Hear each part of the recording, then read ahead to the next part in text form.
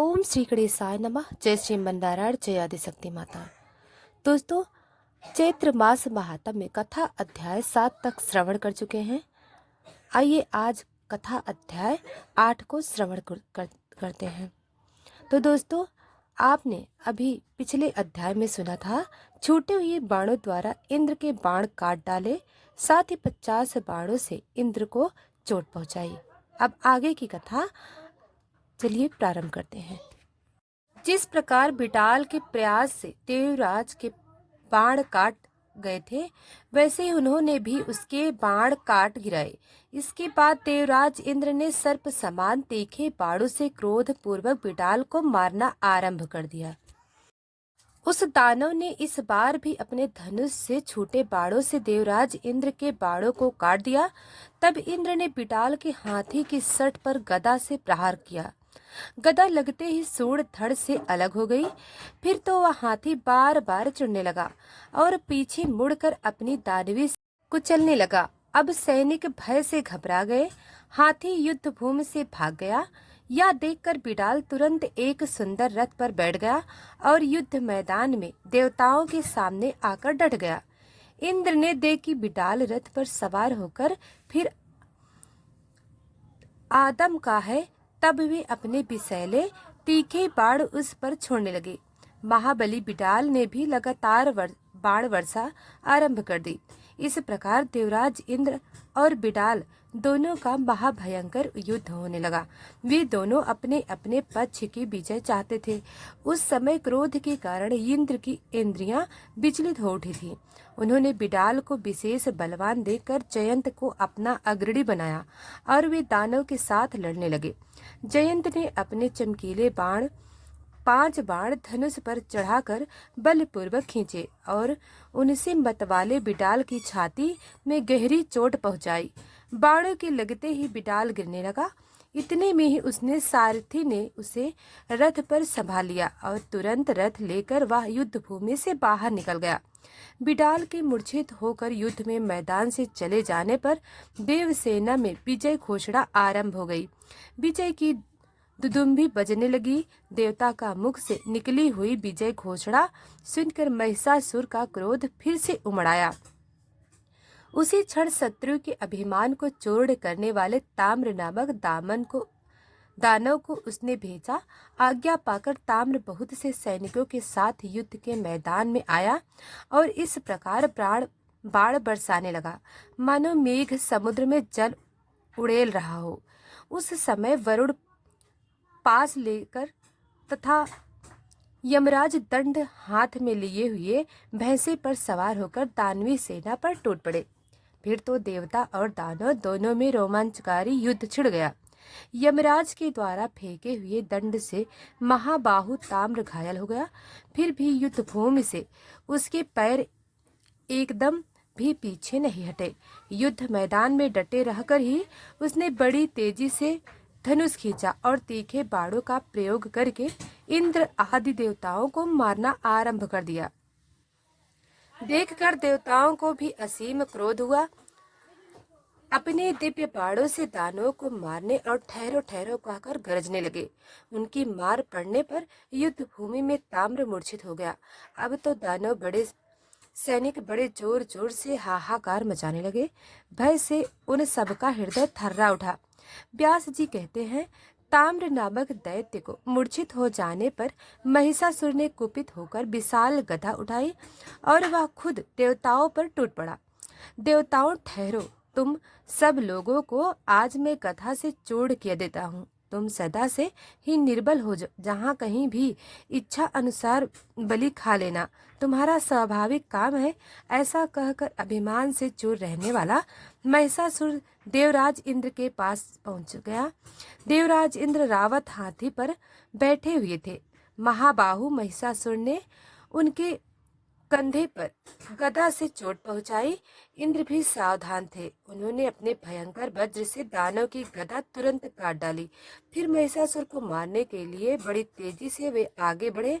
महिषासुर भी कम नहीं था। उसने तुरंत चमचमाती हुई तलवार हाथ में ले ली।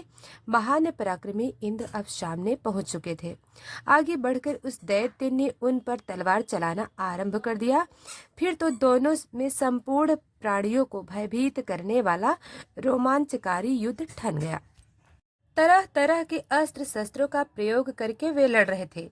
उस समय शमशुर ने एक ऐसी माया का आविष्कार कर लिया जिसमें संपूर्ण जगत को नष्ट कर देने की शक्ति थी, तथा मुनि भी जिसके चक्कर में पड़ जाते थे। महिषासुर ने बड़ी तेजी से उसी माया का प्रयोग किया। उस विचित्र माया के प्रभाव से वहां एक ही साथ करोड़ों महिषासुर प्रकट हो गए। रूप और पराक्रम से सभी एक समान दिखाई देते थे। सबकी भुजाएं आयुध से सुसज्जित थी और वे देवताओं की सेना पर प्रहार कर रहे थे। ऐसी स्थिति में दैत्य द्वारा रची गई उस महाकारी माया की भीषण रचना देखकर इंद्र के मन में भय के कारण अत्यंत घबराहट हो गई। वरुण, कुबेर, यमराज, अग्नि, सूर्य और चंद्रमा, इन सबके मन में भी महान त्रास छा गया। अपनी विचार शती होकर यह सभी देवता युद्ध के मैदान से भाग चले। तब उन्होंने दूर जाकर श्री ब्रह्मा, विष्णु और शंकर जी का चिंतन किया। स्मरण करते ही वे तुरंत ही देवताओं के पास आ गए। हंस, गरुड़ और बलिवर्द पर वे बैठे हुए थे। देवताओं की रक्षा करने के लिए उन्होंने अपने हाथों में श्रेष्ठ आयुध ले रखे थे। मोह उत्पन्न करने वाली उस आसुरी माया को देखकर भगवान विष्णु ने अपनी प्रज्वलित सुदर्शन चक्र चलाया और उस चक्र के प्रचंड तेज से माया की सारी शक्ति समाप्त हो गई। उस समय सृष्टि, स्थिति और संहार के अधिष्ठाता प्रधान देवता वहां पर उपस्थित थे। महिषासुर ने उन्हें देखकर युद्ध की इच्छा से परिघ उठा लिया और बड़ी तेजी से आगे बढ़ा। महान बलशाली महिषासुर, उसका सेनाध्यक्ष चुर, उग्रवीर, असोमा, त्रिनेत्र आदि यह दानव तथा अन्य, इनके अलावा भी बहुत से दैत्य युद्ध करने के विचार से निकल पड़े। सभी कवच पहने हुए थे, भुजाएं धनुष से सुशोभित थीं। वे मतवाले होकर रथ पर बैठे हुए थे। उन्होंने संपूर्ण देवताओं को इस प्रकार घेर लिया मानो सियार सुकोमल बछड़ों को घेर कर खड़े हो। इसके बाद वे सभी दानव मंदार होकर देवताओं पर बाणने लगे। देवताओं द्वारा भी उसी प्रकार की बाण वर्षा आरंभ हो गई। एक दूसरे को मारने के लिए वे सब पर्याप्त प्रयास कर रहे थे। इसके बाद भगवान विष्णु के तथा शंकर जी के साथ महिषासुर तथा उसके पक्ष के दानवों का भयंकर युद्ध हुआ और कुछ समय के बाद सर्व के भगवान विष्णु, शंकर जी तथा ब्रह्मा जी अपने अपने लोकों को लौट गए। महाबली इंद्र हाथ में वज्र लेकर युद्ध के लिए मैदान में डटे हुए थे। वरुण हाथ में शक्ति लेकर युद्ध में देवराज का साथ दे रहे थे। यमराज भी दंड लेकर युद्ध करने में लगे। फिर कुबेर स्वच्छ दंता पूर्वक युद्ध के लिए प्रयत्नशील बन गए। अग्निदेव ने शक्ति लेकर युद्ध में सहयोग देना आरंभ कर दिया। युद्ध करने के लिए उनके मन में निश्चित विचार हो गया था। नक्षत्रों के नायक चंद्रमा और भगवान सूर्य एक साथ पधारे। दोनों एक साथ होकर युद्ध करने के लिए खड़े हो गए। दैत्य व महिषासुर को देखकर लड़ने के लिए वे मन में पक्की धारणा कर चुके थे। इतने में ही दानवी सेना सामने पहुंच गई। प्रत्येक सैनिक क्रोध से भरकर बाण बरसाने में तत्पर था और वे बाण ऐसे लग रहे थे मानो क्रूर सर्प हो। सेना के बीच वह दानव राजा भैंस के रूप में उपस्थित था। दोनों दल के सैनिकों द्वारा भीषण गर्जना आरंभ हो गई और देवताओं तथा दानवों की सेना में अत्यंत भयंकर संग्राम मच गया। उस समय उनके धनुष, टंक और ताल ठोकने से ऐसी आवाज निकल रही थी मानो बादल गरज रहे हों। महाबली महिषासुर अभिमान से चूर था। उसने सिंहों से पर्वत के शिखरों को फेंकना आरंभ कर दिया। उसके फेंके हुए पत्थरों से देवता घायल उठे थे। वह दैत्य बड़ा ही अद्भुत प्राणी था। उसके सर्वांग में क्रोध छाया हुआ था। उसके खुरों के आघात से तथा पूंछ के घुमाने से बहुत से देवताओं को उसने मार डाला। तब के लिए जितने देवता और गंधर्व वहां पर एकत्रित थे, वे सभी अत्यंत डर गए। महिषासुर के इस पराक्रम को देखकर देवराज इंद्र के पैर भी उखड़ने लगे। वे युद्ध भूमि से निकलकर भाग चले। सचीपति इंद्र के भाग जाने पर वरुण, कुबेर और यमराज सभी भय से घबराकर विचलित हो गए। सम्यक प्रकार से विजय मानकर महिषासुर अब अपने महल के लिए प्रस्थान कर गया। महिषासुर ने इंद्र के रावत हाथी तथा कामन गौ और उच्च सारवा घोड़े को अपने अधिकार में कर लिया। फिर उसके मन में आया कि सेना को साथ लेकर मैं इसी क्षण स्वर्ग पर चढ़ाई कर दूं। उस समय देवतागण भय से कातर होकर इधर उधर छिपे हुए थे। पूरा देव सदन खाली पड़ा हुआ था। महिषासुर ने तुरंत वहां पहुंचकर अपना अधिकार जमा लिया। उसने स्वयं देवराज के दिव्य आसन पर बैठने की व्यवस्था कर ली। देवताओं के स्थानों पर दानवों के बैठने का प्रबंध कर लिया। इस प्रकार पूरे 100 वर्षों तक अत्यंत भयंकर युद्ध करने के बाद महाअभिमानी महिषासुर इंद्र का पद प्राप्त करने में सफल हो गया। इसके इस भीषण प्रयास से संपूर्ण देवता स्वर्ग छोड़कर पर्वत की गुफाओं में वर्षों तक भटकते रहे। इस भयानक स्थिति में उन्हें महान दुख भोगने पड़े।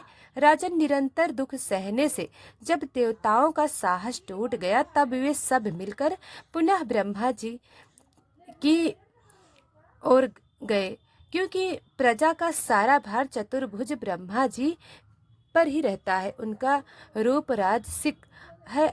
उस समय कमल के आसन पर विराजमान होकर वे वेद का निर्माण कर रहे थे। उन्हीं के विग्रह से प्रकट हुए मारीच आदि प्रमुख मुनिगण, जो संपूर्ण वेदों के पारगाव भाव है, वे सभी उनकी सेवा में उपस्थित थे। सिद्ध, चारण, गंधर्व, किन्नर, पन्नग और उरक सब के सब उन देवाधिदेव जगत गुरु की स्तुति में संलग्न थे। देवतागण बोले, संपूर्ण सुख दूर करने वाले पद्य योनि है ब्रह्मा जी। इस समय सभी देवता संग्राम में दानवराज महिषासुर से परास्त होकर पर्वत की गुफाओं में छिपे हुए हैं। स्थान से हो जाने के कारण, अर्थात अपना स्थान त्यागने के कारण, उन्हें महान कष्ट भोगना पड़ रहा है। हमारी ऐसी दयनीय दशा देखकर भी आप दया नहीं करते, ये पवित्र विचित्र बात है। ब्रह्मा जी सैकड़ों अपराध करने भी शरण में आए हुए पुत्रों को क्या निरोपिता त्याग कर उनकी अधोगति में पड़े रहना स्वीकार करता है? कदापि नहीं। आज दैत्यों के सताए जाने पर हम सभी देवता दीनता पूर्वक आपकी शरण में आए हैं और अब आपकी उपेक्षा दृष्टि हो रही है। इस समय महिषासुर स्वर्ग और भूमंडल का राज्य भोग रहा है। ब्राह्मणों द्वारा यज्ञों में सर्वोत्तम भाग उसी को मिल रहा है। देव वृक्षों में श्रेष्ठ परिजात के पुष्प उसे के लिए सुलभ हो रहे हैं। यहाँ तक कि वह नीच समुद्र की अटूट निधि कामधेनु गौ से भी स्वयं लाभ उठा रहा है। देवेश, हम कहाँ तक वर्णन करें? आप तो सर्व ज्ञान संपन्न है। महिषासुर का सारा वृतांत तो आपको पता ही है। इसलिए हे प्रभु, हम सभी आपके चरणों में मस्तक झुकाए हैं। विभु महिषासुर अवश्य ही महान नीच है। उसके द्वारा निरंतर घृणित चेष्टा एवं होती रहती है। तरह तरह के निंद कर्मों में वह रत रहे। जहाँ कहीं भी देवता जाते हैं, वहाँ वह उन्हें कष्ट पहुँचाता रहता है। हे देवेश, हम सब देवताओं को तो आप ही रक्षक हैं। हमें कल्याण के भागी बनने की कृपा करें। आप संपूर्ण देवताओं में श्रेष्ठ हैं। सबकी सृष्टि आप पर निर्भर है। आप आदि पुरुष और मंगलमय है। आप में अनंत तेज निहित है। हे ब्रह्मा जी, सबको शांति प्रदान करना आपका ही स्वभाव है।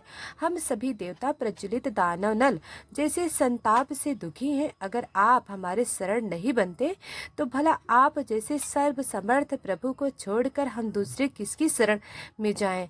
व्यास जी कहते हैं, इस प्रकार स्तुति करके संपूर्ण देवता हाथ जोड़कर प्रजापति ब्रह्मा जी को प्रणाम करने लगे। उनके मुख पर उस समय अत्यंत उदासी छाई हुई थी। उस समय उन्हें अपार कष्ट का अनुभव हो रहा था। उन्हें दुखी देखकर परलोक पितामह श्री ब्रह्मा जी मधुर वाणी में मानो देवताओं को सुख पहुँचाते हुए इस प्रकार कहने लगे।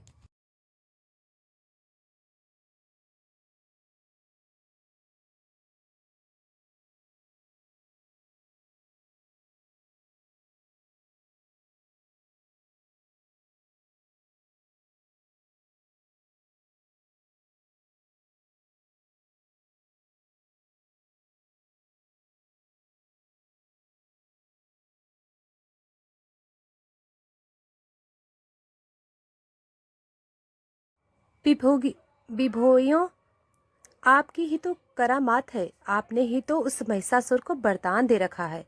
भला इससे बढ़कर देवताओं के लिए अनिष्टप्रद कार्य कौन सा हो सकता है? भला कौन सी ऐसी सुयोग्य स्त्री है जो अभिमान में चूर रहने वाले इस दानव को मार सके? संग्राम में पैर रखने के योग्य ना तो मेरी पत्नी है और न आपकी ही महाभाग्यवती। यह देवियां अगर युद्ध के मैदान में चली भी जाएं तो फिर भी मैं युद्ध सफलता किस प्रकार प्राप्त कर सकेंगी? महाभागा, इंद्राणी को भी युद्ध की कला ज्ञात नहीं। दूसरे किसी स्त्री में इतनी शक्ति नहीं जो इस मदनम दुष्ट दानव को मार सके। इसलिए मेरे मन में तो हे ब्रह्मा जी यही विचार उठता है कि हम लोग इसी क्षण भगवान विष्णु के पास चलें और उनकी स्तुति करके देवताओं का सिद्ध करने के लिए उन्हीं को बार बार प्रेरित किया जाए, क्योंकि सभी कार्यों को सिद्ध करने वाले बुद्धिमान में सर्वप्रथम स्थान उन्हीं का है।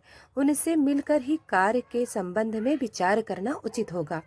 वे किसी प्रपंच से अथवा बुद्धि से कार्य सिद्ध होने का साधन भगवान शंकर की ऐसी बात सुनकर श्री ब्रह्मा, देवराज इंद्र आदि देवताओं ने उनका अनुमोदन किया।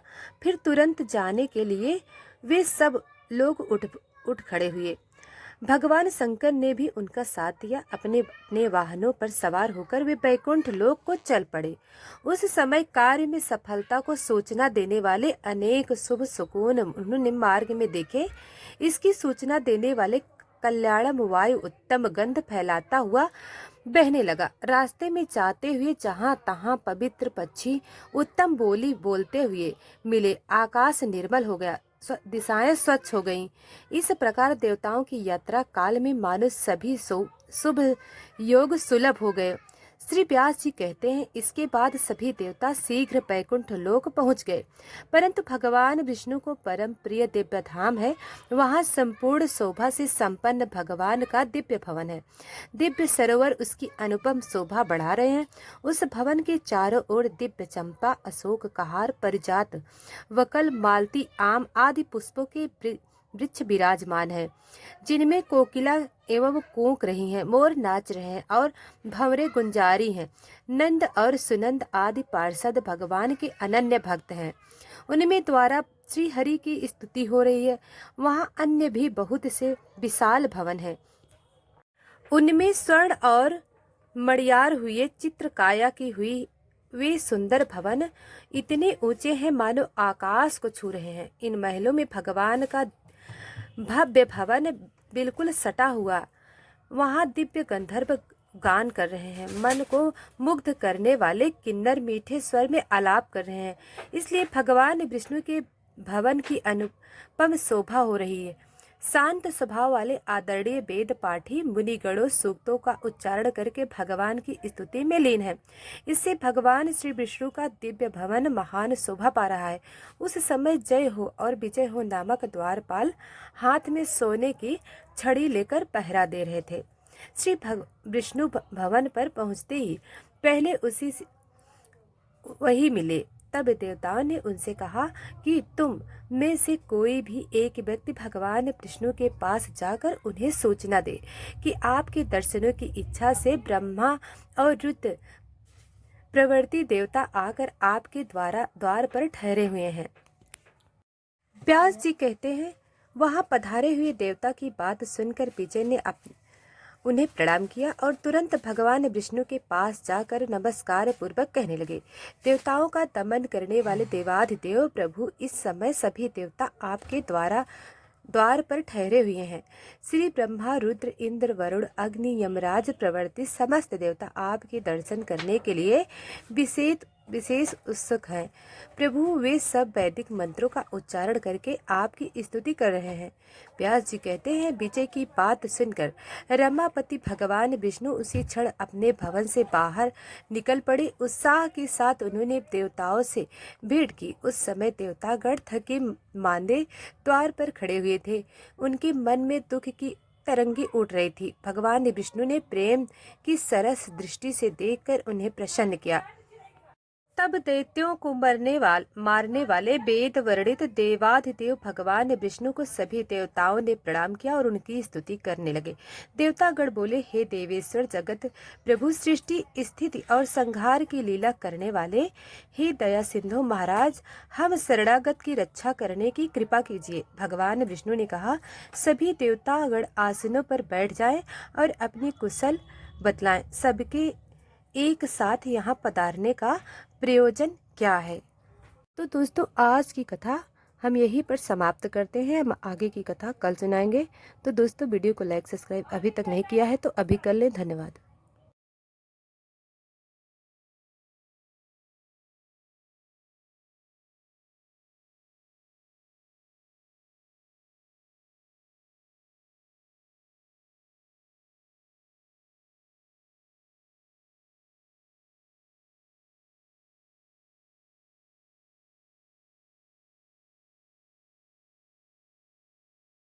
अभी तक वीडियो को लाइक सब्सक्राइब नहीं किया है तो अभी कर लें।